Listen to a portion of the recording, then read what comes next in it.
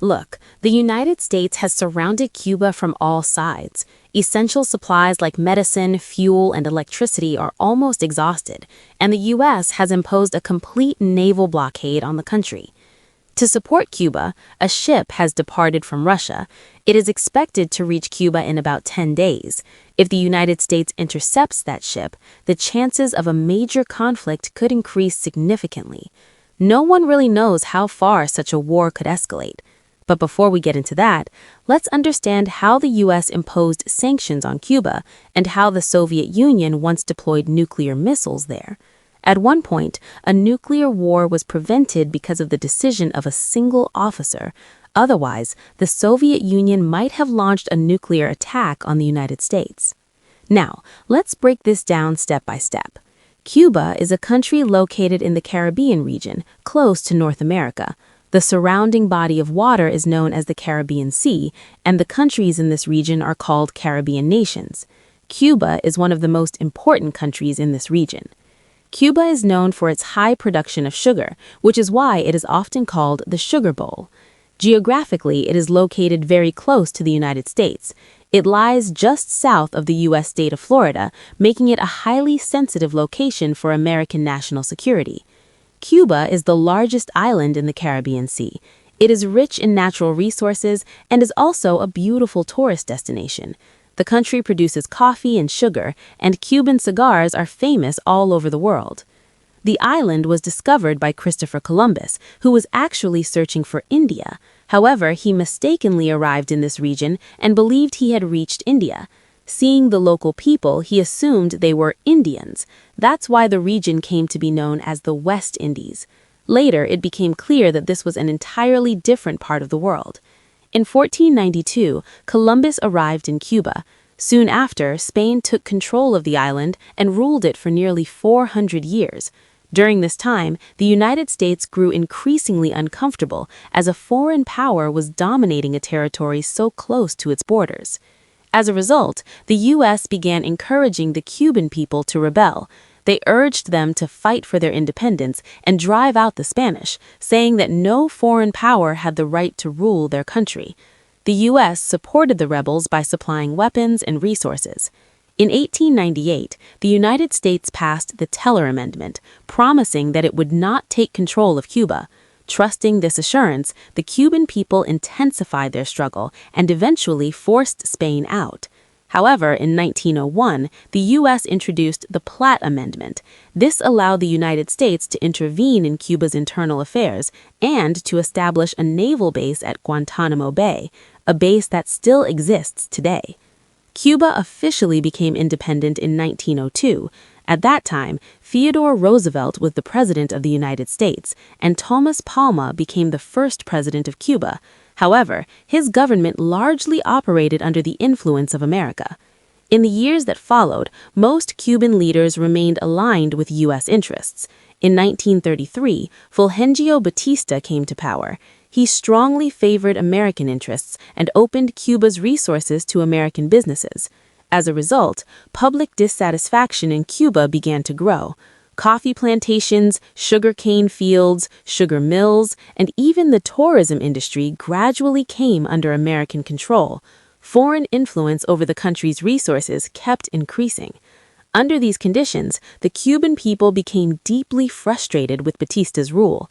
Meanwhile, many Americans came to Cuba, built businesses, and made significant profits for themselves.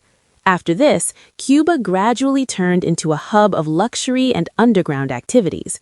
Gambling became widespread, prostitution expanded rapidly, and everything seemed to spiral out of control. As a result, Cuba's reputation began to decline across the world. Most of Cuba's land and resources fell into the hands of foreign interests. The country became a center for alcohol, gambling, and excess.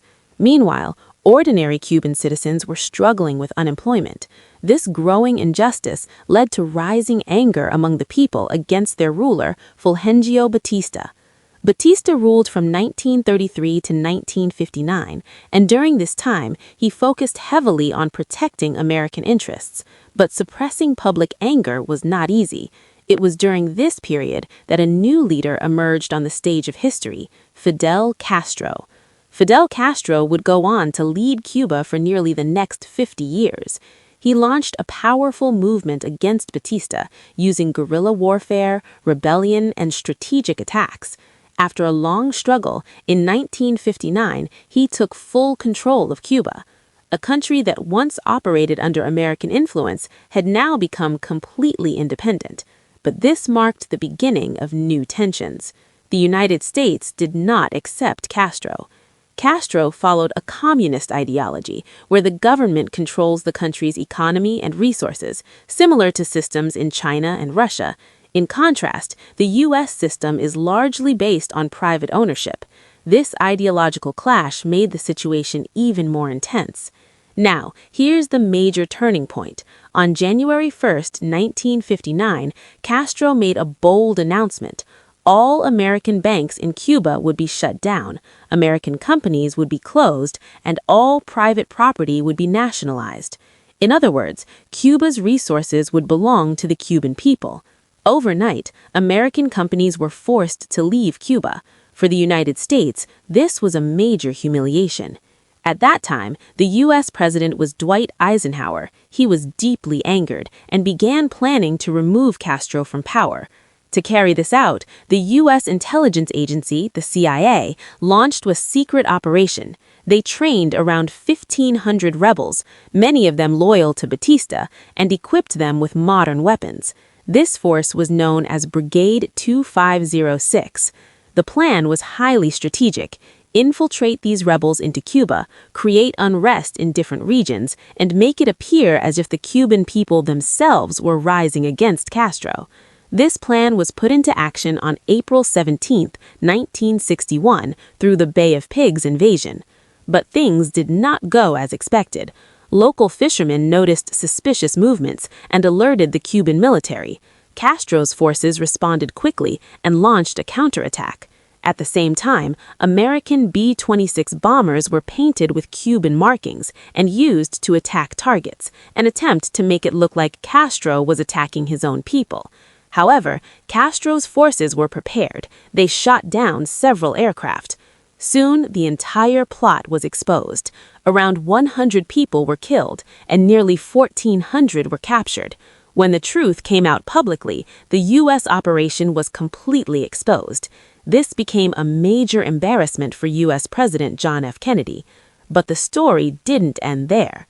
The United States launched an even more aggressive plan, Operation Mongoose. This operation ran for several years, starting in 1961. Its objective was to destroy Cuba's economy. Factories were sabotaged, sugar mills were burned, bridges and roads were blown up, and power plants were targeted. The goal was to create unrest among the Cuban people and turn them against Castro. During this time, Soviet leader Nikita Khrushchev stepped in to support Cuba. This made the situation even dangerous, gradually pushing the world closer to the possibility of a devastating global war. What followed was even more destructive.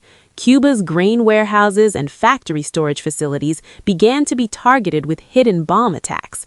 But these attacks were not carried out from outside.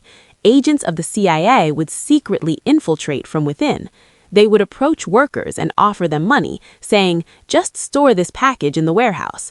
The workers believed it was ordinary cargo, but in reality, it was a bomb. Moments later, it would explode. Poor workers thought, "We're getting so much money for such a small task," never realizing they were being used as tools of destruction. In this way, large-scale sabotage spread across Cuba. Power plants were blown up, factories were destroyed. The CIA even set up a fake radio station, broadcasting messages like, "We are rebels, we will overthrow the government of Fidel Castro." But Castro was not someone who would break easily. None of these efforts had any real effect on him. So the United States changed its strategy. They imposed strict economic sanctions, an embargo designed to isolate Cuba. Other countries were pressured not to trade with Cuba, and those who did faced consequences from the U.S.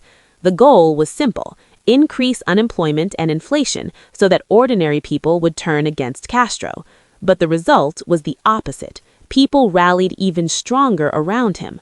Next, the United States adopted another tactic. Through the CIA, paid protesters were brought onto the streets, shouting slogans like "Down with Castro."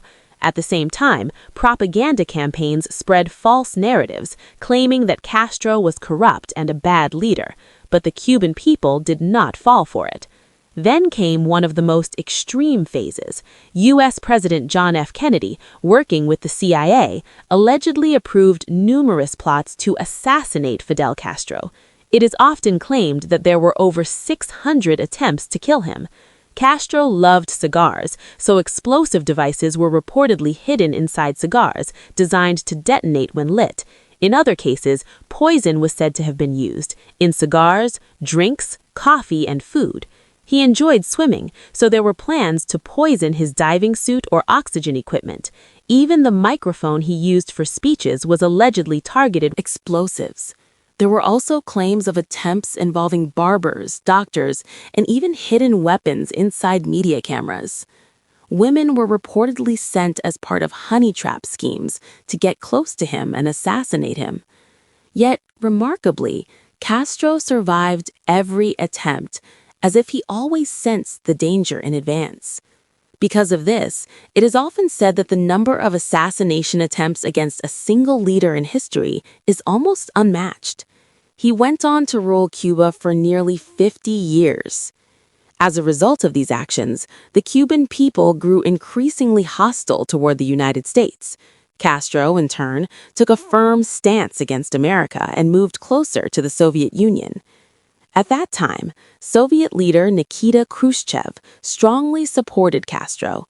Meanwhile, the U.S. was also working to counter Soviet influence around the world. At the same time, the United States secretly deployed nuclear missiles in Turkey and Italy, known as the Jupiter missiles. Turkey was located just a few hundred kilometers from Soviet territory, which dramatically increased tensions. U.S. President John F. Kennedy believed this gave America a strategic advantage, but the Soviet Union was not going to remain silent. Amid rising tensions, an advanced American spy aircraft, the Lockheed U-2, was sent to monitor Cuba. It was equipped with cutting-edge sensors, specialized systems, and high-altitude capabilities, making it one of the most advanced surveillance planes of its time. But Cuba eventually became aware of this surveillance. And then, at one critical moment, they shot the spy plane down.